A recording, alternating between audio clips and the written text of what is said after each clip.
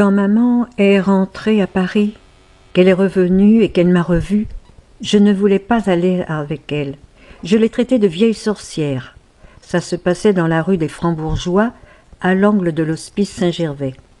Moi j'étais en patinette avec ma cousine, et quand elle est arrivée de la rue Vieille du Temple, qu'elle m'a vue, elle a commencé à crier « Arlette, Arlette, Arlette !» J'ai vu une femme qui portait une robe noire à pois blancs.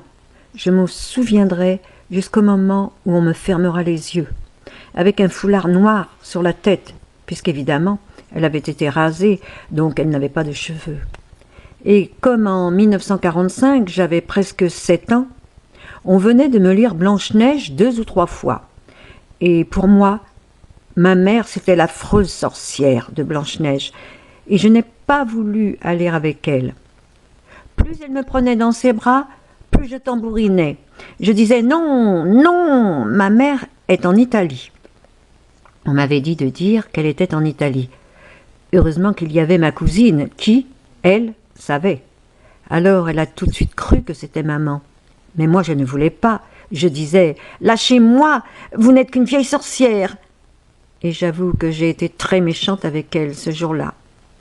Avec les années, j'ai quand même essayé de me faire pardonner. J'ai quand même fait tout pour lui faire oublier cet affront que je lui ai fait quand elle est entrée. La pauvre. Elle était squelettique, avec une robe qui était 3 fois trop grande pour elle, le foulard sur la tête.